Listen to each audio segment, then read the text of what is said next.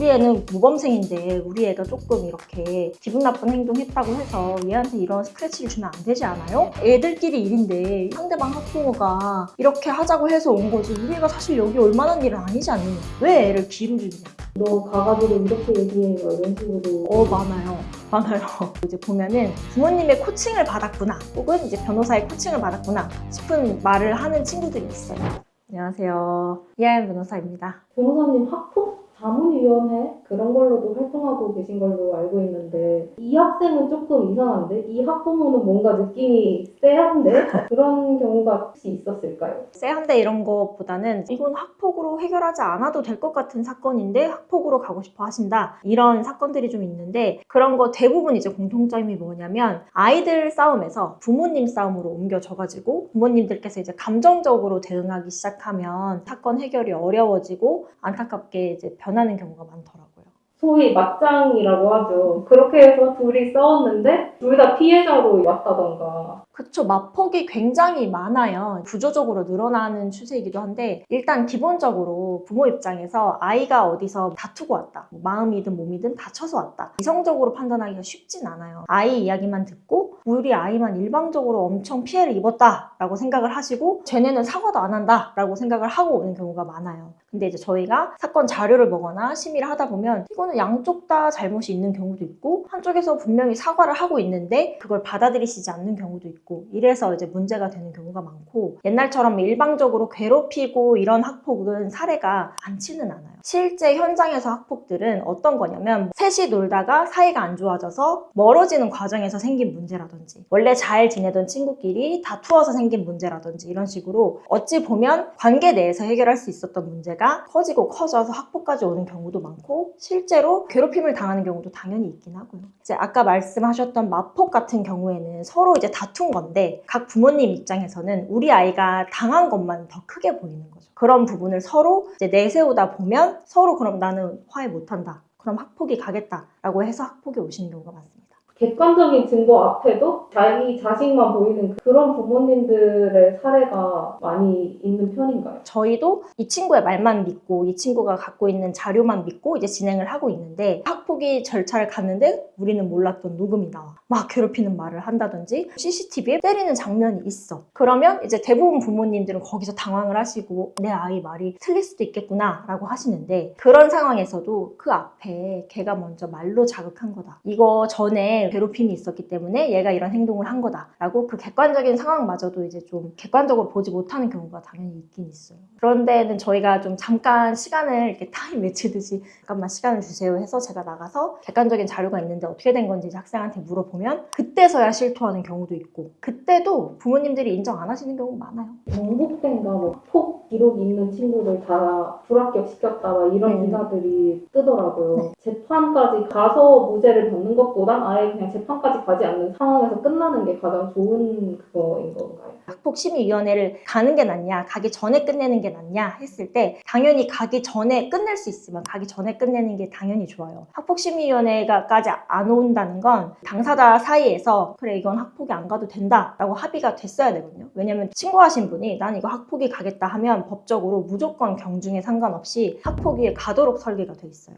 여기서 멈추겠다라고 한 건 피해자 측에서 어쨌든 사과를 받아들이고 더 이상은 진행 안 하겠다라고 하신 거니까 거기서 멈추면 사실 다행인 거고요. 그게 아니라 진단서가 제출됐다든지 아니면 피해자가 원하는 경우 이런 경우에는 무조건 법적으로 학폭위가 열려야 되는데 그런 경우에 심의가 열리면 거기서 만약에 1호 처분이라도 나온다. 1호가 이제 서면 사과거든요. 옛날에는 서면 사과면 그래 그냥 서면 사과하고 말지라고 했는데 요즘엔 말씀하신 것처럼 그게 생기부에 기재가 되고 대입에 영향이 끼치면서 학생들이나 학부모님들이 엄청 신경 쓰시는 영역이 됐어요. 근데 이게 또 알아두셔야 되는 게 1호부터 3호까지는 한 번 처분을 받았다. 이것만으로 생기부에 바로 기재되진 않아요. 기재 유예가 되는데 요즘에는 기재 유예가 됐다 하더라도 학교 입시 전형마다 또 그게 다를 수 있어서 그런 것도 다 내라 하는 경우가 있어가지고 기재가 안 된다 하더라도 뭐라도 처분이 나왔다라는 거는 굉장히 불리한 요소가 될 수 있기 때문에 엄청 기피하시죠. 어떻게든 학폭 처분이 안 나오도록 하려고 하고 만약에 학폭 처분이 나왔다 그러면 그때 이제 행정소송으로 가시는 거예요. 이 처분에 대해서 법적으로 다투는 건데 다투는 동안은 이 처분의 효력을 멈추게 할 수 있어요. 집행정지라는 제도가 있거든요. 집행정지를 걸어놓고 처분이 있는 것도 없는 것도 아닌 상태, 그러니까 불이익을 받지 않는 상태에서 대입이 진행되도록 시간을 어느 정도 소모하면서 절차를 진행한다든지 그런 경우도 있긴 합니다. 부모님들 중에서도 이런 건 우리가 다 알아서 할 테니까 너는 공부만 잘하면 돼. 이런 식으로 아이한테 교육을 하시는 부모님들도 많이 계시더라고요. 그래서 이게 보면은 시험 기간 이럴 때 제 그냥 체감상 학폭 사건이 좀 늘어나는 것 같은 게 아이들이 공부에 워낙 예민하다 보니까 예민해져 있는 상태에서 서로 트러블이 생기고 우리 애는 모범생인데 우리 애가 조금 이렇게 기분 나쁜 행동했다고 해서 얘한테 이런 스크래치를 주면 안 되지 않아요? 이런 태도를 갖고 있는 부모님들도 계시고 하다 보니까 그 자녀분도 당연히 이제 태도가 동일하게 나는 내가 열심히 하고자 하는 바가 있으니까 이런 거는 내가 중요하게 생각하지 않아도 되는 거 아니야? 라고 하는 경우도 있고 또 어떤 경우가 있냐면 요즘엔 그런 공부 잘하는 애들 사이에서 대입에 영향을 미칠 수 있잖아요, 학폭이. 그러니까 자기가 마음에 안 드는 애는 학폭 신고해버리는 거예요. 조금이라도 문제 있으면 바로 신고해가지고 시험 기간에 시험 공부 완전 망치게 한다든지 일부러 그런 경우도 있어요. 공부가 최우선, 다른 건 무시해도 돼요. 그런 식으로 좀 교육받고 하다 보면 점점 이 친구는 고립이 되는 거예요. 친구들과 지내기가 어렵고 그러니까 점점 날카로워지고 이런 친구들이 학폭을 가하는 경우도 있지만 피해자라고 신고를 계속하는 경우도 있어요. 다른 친구들이 본인하고 이제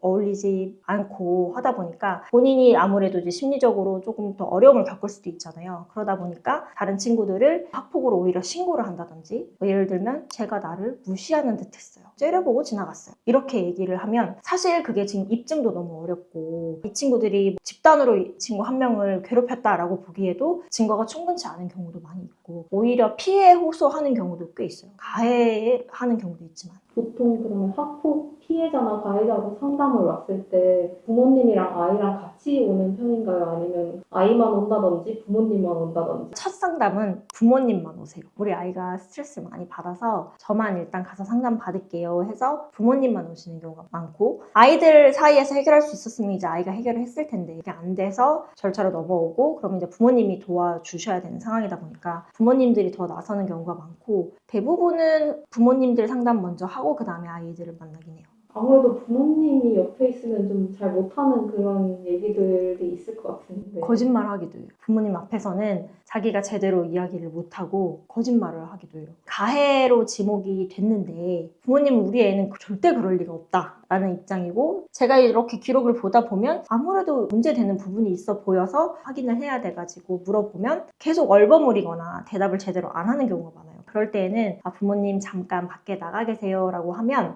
나한테는 제대로 얘기해주지 않으면 도와줄 수가 없다. 알아야 도와준다 라고 이제 이야기하고 아이들이랑 이야기하다 보면 그때서야 이제 얘기하는데 애들이 이걸 왜 그러냐면 엄마 아빠가 잘못했다는 걸 아는 게 무서워서. 너 가가지고 이렇게 얘기해 막 이런 식으로. 많아요. 제가 심의할 때도 그렇고 대리할 때도 그렇고 이제 보면은 부모님의 코칭을 받았구나 혹은 이제 변호사의 코칭을 받았구나 싶은 말을 하는 친구들이 있어요. 저도 이제 절차를 도와주기도 하지만 제가 안 하는 게 뭐냐면 이대로 대답하세요 이렇게 대답하세요 이건 잘 안 하거든요. 왜냐면 우리가 제일 중요하게 생각하는 게 이 학생의 진술이 신빙성이 있느냐 이거를 보는 건데 누군가에 의해 오염된 것 같은 진술을 자꾸 하면 믿어주기 어렵잖아요. 그게 이미 오염돼서 오는 경우가 많이 있어요. 위원회 할 때도 보면 부모님들 중에서 너 나이 땐 다 그랬어. 그 나이 때는 다 그래. 이러면서 아이를 두둔하려는 그런 부모님들도 많이 계실 것 같은데. 애들이지 않습니까? 친구 사이에 있을 수 있는 일 아닙니까? 하면서 얘기한다든지 아니면 사과했다. 뭘 더 하라는 거냐? 라든지 걔는 뭐 잘못한 거 없냐? 라든지 위원회 와서 얘기한다든지 하면은 좋진 않죠. 도움되진 않죠. 가해자나 피해자분들 중에서도 이 부모님들이 굉장히 노력하셔서 아이를 좀 꺾어보려고 하는 부모님들도 많이 계실 것 같거든요. 안타깝게도 강제전학이라든지 이 정도 아주 높은 수위의 처분을 받는 경우에는 부모님들이 아이를 케어를 못해서 그렇게 되는 경우도 많아요. 부모님이 아이를 손 놔버린 거예요. 저는 제 감당 못해요. 제 말은 듣지 않아요. 모두가 그렇다는 건 아니고 저희 상식적으로 생각한 것과 다르게 조금 더 가벼운 처분일 때 서면 사과하라든지 뭐 봉사하라든지 이런 처분 나왔을 때 부모님들이 진짜 아이를 엄청 혼내고 반성하게 하고 같이 봉사활동하고 그런 케이스도 사실 생각보다 많고 모든 부모님이 다 우리 아이가 잘못 없어요 이런 식으로 하시진 않거든요. 부모님이 막 사과하고 이런 모습을 보고 약간 충격을 받는다고 하더라고요. 자기 때문에 엄마가 이제 울고 아빠가 속상해하고 사과하고 여기저기 뭐 학교에 불려오고 위원회 불려오고 이러면 애도 이제 사실 충격을 받는 거죠. 자기의 행동 하나로 이런 일이 있을 수 있다라고 하니까. 그렇게 이제 훈훈하게 잘 마치는 경우가 있고 부모님이 이미 포기해버린 경우도 있고 부모님이 오히려 더 큰 소리 내는 경우도 있고 애들끼리 일인데 상대방 학부모가 이렇게 하자고 해서 온 거지 우리 애가 사실 여기 올 만한 일은 아니지 않느냐 왜 애를 뒤로 죽이냐 그런 부모님들도 팩트 체크를 통해서 설득을 해가지고 도와드려야 되는 게 역할이신 거잖아요. 그렇죠, 그렇죠. 근데 뭐 그 말이 무조건 다 틀린 건 아니겠죠. 저희가 확인을 해서 맞는 부분, 우리가 억울한 부분은 뭔지, 잘못한 것으로 보이는 부분은 뭔지 이런 것들을 저희가 계속 이제 말씀을 드리죠. 근데 저희한테 뭐 맡기러 오시는 분들 중에는 그렇게 안하무인으로 막 그러시는 분들은 사실 잘은 없고요. 심의하다 보면은 종종 보게 되는 그런 것들이 많죠. 심의하러 가셨을 때랑 학폭 사건, 뭐 가해자나 피해자를 변호하는 일을 맡으셨을 때랑 마인드셋이 다를 것 같아요. 달라요. 다를 수밖에 없는 게 심의할 때는 양쪽의 자료를 저희가 다 보잖아요. 아무래도 양쪽의 입장을 다 보고 판단을 하고 이야기를 할 수 있는데 한쪽만 대리할 때는 이제 다른 학생이 어떤 자료를 내는지 어떤 말을 하는지 정확하게 저희한테 자료 전달이 안 되거든요. 우리 학생 진술 그리고 학생의 주변 친구들 진술에 의존을 해야 되다 보니까 가끔은 저희가 심의 가서 녹음기 딱 나오면 저도 이제 뒤통수 맞는 경우 있고 좀 다르긴 하죠. 억울하게 오는 경우도 많아요. 억울한 경우도 많아요. 화내시는 게 이해되는 경우도 많아요. 예를 들면 학폭이 안 되는 사건 제가 째려봤어요. 제가 저한테 말을 안 걸었어요. 이런 식으로 학폭이라고 보기 어려운 사건 같이 잘 지내다가 뭐 이제 서로 멀어지는 과정에서 생긴 작은 갈등 관계 이걸 이제 학폭위원회에서 학폭으로 결정을 내려서 처분을 내려야 되냐 하면 또 그게 해당하지 않는 사건이 많고 시험 기간에 다른 친구 공부 못하게 하려고 방해하는 사건 이것도 뭐 물론 그 친구가 일부러 시험 망치게 하려고 했다라는 이제 확증은 없었지만 의심이 굉장히 됐던 사건이었는데 하필 시험 기간에 잘 지내던 친구를 갑자기 이제 학폭 신고하고 이 친구는 그래서 이제 학폭 대응하느라고 시간도 뺏기고 이제 정신적으로도 어려움을 겪고 이랬는데 시험 끝나고 나서 이제 학폭 무혐의 처분 나왔을 때 아님 말고 하는 거죠. 그리고 진짜 억울한 경우는 가해자한테 학폭 신고 당하는 경우. 우리는 피해자야 사실상. 이 친구가 계속 괴롭혔어. 어쩌다 한번 나도 야! 액션을 한 거야. 근데 그걸 바로 가지고 너 학폭, 너 나 괴롭혔어. 그동안 자기가 했던 수많은 괴롭힘은 그건 다 장난이었다고 하고 자기가 당하는 거 딱 그 한 번은 집어서 이제 학폭이라고 하면 여지껏 당해왔던 친구 입장에서는 정말 너무 억울한 거죠. 학교 다닐 때 학폭을 당했는데 증거 같은 것들이 아직 남아있다면 성인이 돼서라도 이걸 사건화시킬 수가 있나요? 학폭위 같은 경우에는 학생이어야 이제 학폭위가 열리는 거기 때문에 졸업을 하고 나서는 학폭위는 열 수 없고 이로 인해서 정신적 피해를 입었다든지 하면은 인사상 손해배상 청구를 할 수 있는데 그 손해배상 청구도 기간이 있어요. 안 날로부터 3년, 있은 날로부터 10년 이래가지고 기간 제한이 있기 때문에 그 기간을 넘기면 하기 어려운 경우가 있고 물리적으로 뭔가 폭행이라든지 명예훼손, 협박 그 이외에 많은 이제 범죄들이 있었다 하면 그것도 이제 공소시효 내에 우리가 신고를 해야 조사를 받을 수 있고 이제 사건화가 될 수 있는 거기 때문에 너무 시간이 오래 지나면 어려워요.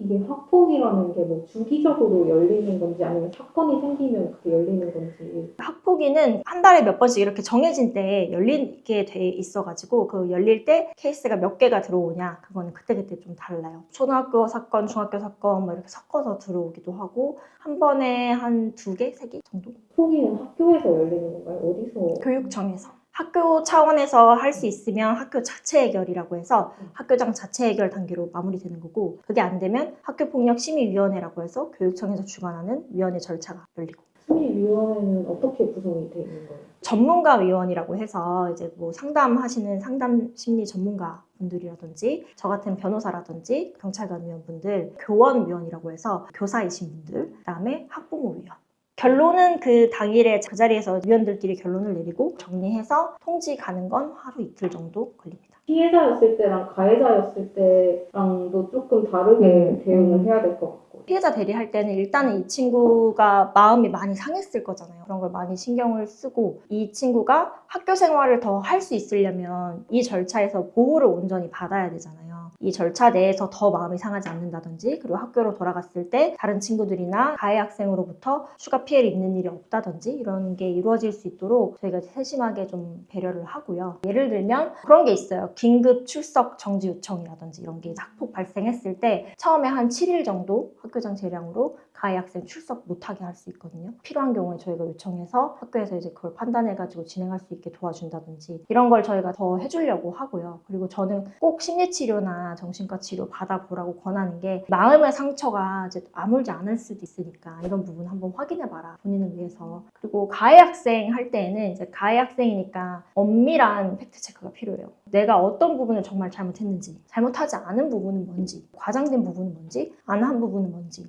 이런 것들 체크할 수 있게 하고, 진심으로 사과하지 않으면 이 사건 해결이 어려워지거든요. 사과할 수 있게 그런 걸 좀 설득하는 과정. 사과 안 하겠다고 하는 친구 있어요. 그럴 때에는 사과가 왜 필요한지 설득하는 과정, 그런 것도 하고, 가해 학생이라 할지라도 억울한 부분을 없게 도와주고 있어요. 뉴스 보면 막 피해자 학생 부모님이 너무 억울해가지고 막 신상을 전단지로 만들어서 뿌리고 막 이런 사건들이 되게 많잖아요. 저 찾아가서 직접 막 때리고 온다든지. 요즘에는 학폭이 어떤 식이냐면 학교폭력심의위원회 이제 심의하고 그리고 바로 형사고소를 같이 하세요. 폭행이나 아니면 명예훼손 이런 경우가 많거든요. 고소를 그냥 아예 같이 진행하시는 거예요. 그런 경우가 많고, 더 나아가서 손해배상 청구까지 하시는 거예요. 상대방 부모님한테 절차적으로 청구할 수 있는 거 다 청구하겠다라고 해서 피해 회복을 하시려는 부분도 있고, 가해자 입장에서도 마폭을 제기해버려요. 방어하려고. 일단 친구에서 마폭으로 만들어버리면 피해 학생도 온전히 피해만 입은 건 아닌 거 아니야? 라는 이제 인상을 심어주는 거죠. 상호 갈등 관계였다라고 만든다든지 그런 식으로 해서 절차적으로 또 공격을 하기도 하고, 그래서 조사를 가해자, 피해자 두 개를 다 받아야 되는 상황을 서로 만드는 경우도 있어요. 대리할 때 저희도 사실 조심스러워요. 학교에서 있었던 일이고 이 친구들이 학교에 돌아가면 만나야 되는데 절차적으로 이렇게 계속 나아가는 게 과연 도움이 될 것인가, 이런 것도 저희도 고민 많이 하고 부모님이랑도 상담 많이 하면서 이제 결정을 해서 도와드리는데, 특히 명예훼손, 요즘 명예훼손이 문제되는 게 뭐냐면 SNS에 박제를 해버려요. 애들이 서로 박제하고 이러니까 서로 상처를 입잖아요. 사실 그래서 절차로 더 나가는 것도 있는 거죠. SNS에 박제되고 학생들한테 그게 전교에 쫙 퍼지면서 애들이 다음날 학교를 갈 수가 없는 거예요. 그러니까 사실 이제 피해가 커지고 고소하고 그런 상황이 오게 되긴 하죠. 부모님도 나도 이제 쟤는 더 이상 어떻게 할 수 없다. 그렇게 되는 경우에는 손해배상이고 뭐고 그냥 아무것도 못 받는 경우가요. 손해배상을 부모님 상대로 청구를 할 수 있고 판결을 받을 수 있는데, 그때 이제 부모님이 돈 없어요 하고 그냥 배째라 하면 그러면 이제 어려울 수 있죠. 물론 이제 강제집행할 수 있지만 강제집행할 재산이 없다 그러면 이제 어려울 수 있고, 강제집행해서 이제 못 찾는 경우 사실 별로 없을 거긴 한데요. 이 친구는 내 손을 떠났습니다 해서 학폭위원회 심의 당일날 안 나오시는 경우도 있어요. 그럼 진행이 되나요? 부모님 없이도 진행을 할 수 있습니다. 그럼 학폭 사건의 변호사를 고를 때 이런 변호사가 좋습니다 하는 그런 우선은 학폭위 절차를 해봤는지, 이제 학폭위 절차가 다른 절차하고는 또 다른 특징들이 있기 때문에 그 절차를 잘 이해하고 있는지 그것들을 봐야 되고, 가해 학생이든 피해 학생이든 그 친구들의 이제 마음을 들여다보고 소통할 수 있는 그런 능력이 있는 변호사여야 되고, 고소해라 이런 식으로 막 뭔가 적극적인 액션을 부추기거나 할 수도 있어요, 변호사가. 물론 그런 변호사님 많이 없겠지만, 아니면 이거는 무조건 됩니다 라고 확 답을 한다든지, 그런 변호사보다는 사건에 대해서 좀 더 분석해서 의견을 주고 같이 선택할 수 있게 좀 조언을 해주시는 변호사랑 같이 하면 아무래도 좀 더 다양한 시각에서 판단을 해보고 진행하실 수 있지 않을까 싶어요.